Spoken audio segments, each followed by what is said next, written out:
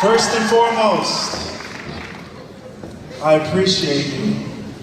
Thank you for your votes and thank you for your support. I have one thing to say. We will win in 2016! There is no escaping the perception some have of the Republican Party. A doddering and aging band of white guys holding a distinct disdain for anyone of color and merely paying lip service to racial issues if it doesn't fit their agenda. Talk to those of a more modern stripe in the GOP, however, and they will fire back telling you it's all drivel. And it's up to them to change that perception into what the party must become in order to win back the White House and lead America at the local level. Our guest is one determined to be a leader in that discussion. He is the new chair of the North Carolina GOP and the first African-American to hold that position. Welcome Hasan Harnett to MidPoint. Chairman, thank you so much for joining us. My pleasure. Thank you for having me on. It is a pleasure. Do you feel as if you're a trailblazer? Yes. I feel like I am trailblazing and leading the way for North Carolina, absolutely. When it comes down to that perception, you would agree with me that that is a perception that still sits out there and there are still people on the left who will drive that home every single day. What is it then to you and to those you will lead that are charged with now in changing that perception? Well, for us, it's about doing the right things long enough consistently and just having the right attitude. And what is that attitude? The attitude is Republicans do care. We care about our state. We care about our families and our businesses, and making sure that we have an environment where we all can grow. But you were a Democrat at one point. Tell us about that change, because I think I read somewhere where you said that at one time in your life you checked off Democrat simply because that's what African Americans always did. Correct.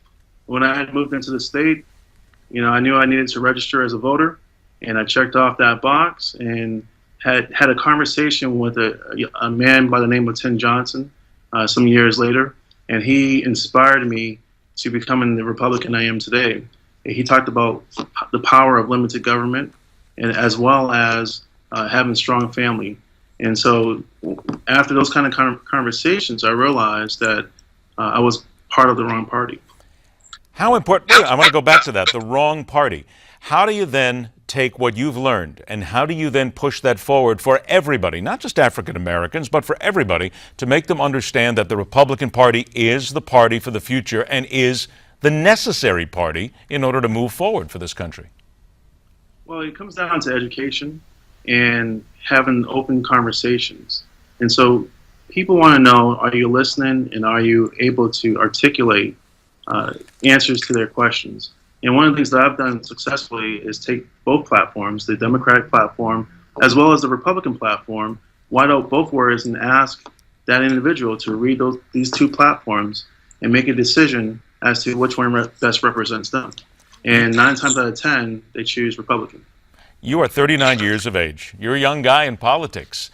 There's a need in this country, many people would say, to get not just the 39-year-olds, but the 29-year-olds, the 19-year-olds, men and women of all color, to be interested in politics and to understand that it's not boring. How do you push that one forward? Well, it all comes down to messaging, being able to relate to people where exactly they are. And if someone's a college student, having a message that resonates in the college student land. If they are a family, having a message that resonates with family. And so the Republican Party is the right party, and we have the right message, we have the right platform. And I believe this is how we will be able to make an impact to citizens all across the state. Do you feel as if you've already made that impact? Obviously, you're the chairman of the GOP in North Carolina, but have you won everybody over, or do you still feel as if you still need, as a young guy, to win a lot of those older, established individuals over? We are united. It's amazing the amount of energy that I'm receiving from people and individuals all across the state. And so this is a wonderful time, and we are all excited to make sure that we are doing the right things. And when you do those right things, it would seem to many people that the left has certain facets of the media in their pocket, not only in North Carolina, but nationally as well. Do you need to go after those? Do you need to attack those with the right message? Well, for us, it's all about making sure we're building relationships. And people who work in media, they are individuals as well. So I have to ask you, I only got a couple of seconds left, but I know you're from New England. I would imagine then that you are a Red Sox fan, just to go ahead and get that out of the way. Yes. Which has got to be difficult in North Carolina. That's okay. And besides that, well, if you're a Patriots fan, you're in even bigger trouble in North Carolina. But you got to be very careful when you do that. Chairman, listen, this has been a pleasure just to get a chance to know you and get a chance to make contact with you. What you've done is historic. You're pushing the message forward about the Republicans, trying to make sure that the right message gets out there. I hope we have a chance, and let's make sure we talk again. Let's see how things are doing in North Carolina. We wish you a lot of luck. I appreciate that. Have a wonderful day. It is my pleasure. You too. Always good to see young people. Younger, 39? Wow. Just becomes older. I feel so much older. But it makes sense. Get them involved in the political process. Stay tuned. MidPoint continues.